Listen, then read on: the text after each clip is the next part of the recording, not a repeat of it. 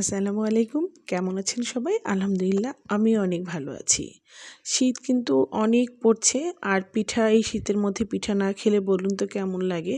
তো আজকেও ভাবলাম যে আজকেও একরকম পিঠা একটু বানিয়ে নিই।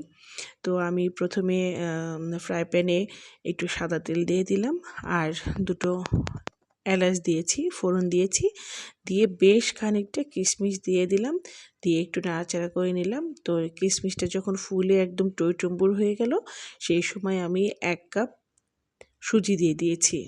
এটা আমি পাটিসাপটা পিঠার মানে ভিতরে যে পুরটা, সেই পুরটা মানে রেডি করছি। তো যাই হোক আমি সুজিটা খুব মানে ভালো করে নাড়াচাড়া করছি। ৩০ সেকেন্ডের মতো মানে একটু ভেজে নিব। আর এটা আমি খুব লো ফ্লেমে রেখেছি যেন সুজিটা মানে পুড়ে না যায়। আর এখানে ২ কাপ দুধ দিচ্ছি আর দুধটা আমি মানে অল্প অল্প করে দিচ্ছি যেন সুজিটা মানে মানে ভিতরে এটা মানে গুটুলি হয়ে না যায়। এইজন্য আমি মানে দুধটা আস্তে আস্তে করেই দিলাম। তো এরপরে আমি ১ কাপেরও একটু বেশি মানে পাটালি গুড় দিয়ে দিলাম। আর এটা আসলে জাস্ট যার আসলে মিষ্টির ব্যাপার। আমি একটু মিষ্টিটা একটু কমই দিচ্ছি এখানে, যেহেতু আমার আব্বু খাবে। আব্বু একটু মানে সুগার আছে। এজন্য আমি একটু হালকা মিষ্টিই করব। আর যেহেতু যখন আমি ব্যাটারটা তৈরি করব ওর ভিতরেও বেশ খানিকটা মিষ্টি যাবে। তো এই যে আমি খুব ভালো করে মানে এটা একটু মানে খুব ভালো করে নাড়াচাড়া করছি। আর এই যে এইভাবে আঠালো হলে আমি নামিয়ে নিব। আর এটা কিন্তু আসলে খেয়াল রাখতে হবে, খুব অনবরত নাড়তে হবে, নাহলে কিন্তু নিচে পোড়া ধরে যাবে। তো আমার অলমোস্ট রেডি হয়ে গেছে পুরটা। আমি ঠান্ডা করতে দিয়েছি। আর এদিকে আমি একদম ফুটন্ত গরম পানি ১.৫ কাপ গরম পানি নিয়েছি একটা পাত্রে। আর এখানে আমি ১.৫ কাপ চিনিও দেব।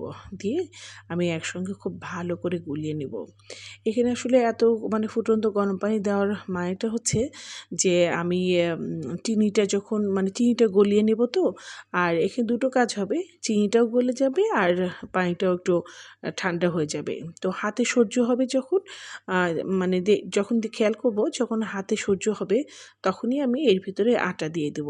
তো আতপ চালের গুঁড়ি আমি এর ভিতরে দেব একদম ঢেঁকিতে কোটা। আমি পাবনা থেকে মানে আব্বু এনেছিল একদম ঢেঁকিতে কোটা।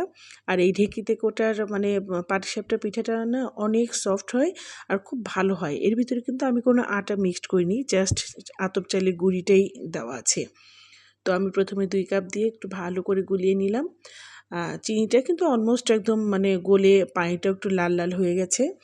আর এরপরে আমি আবার আরেক কাপ দিয়ে দিলাম। দিয়ে আমি মানে খুব ভালো এই যে ব্যাটারটা দেখুন, এই যে এরকম একটু পাতলা টাইপেরই একটু ব্যাটার করেছি। করে আমি ১০ মিনিট একটু রেস্টে রেখেছিলাম।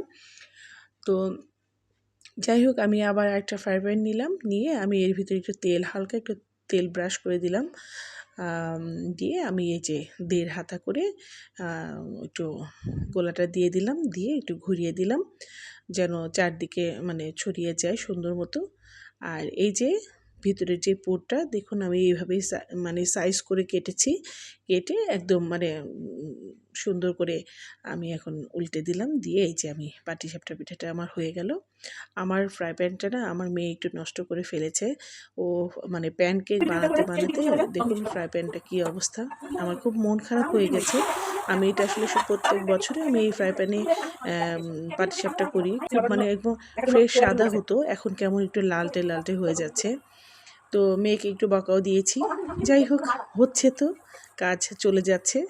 ইনশাল্লাহ পরবর্তীতে আবার খুব মানে ভালো একটা দেখে কিনে আবার ভালো করে বানাবো। তো আমার এই রেসিপিটা যদি ভালো লেগে থাকে অবশ্যই লাইক, কমেন্ট, শেয়ার করবেন। আর আমার জন্য বেশি বেশি দোয়া করবেন। আল্লাহ হাফেজ।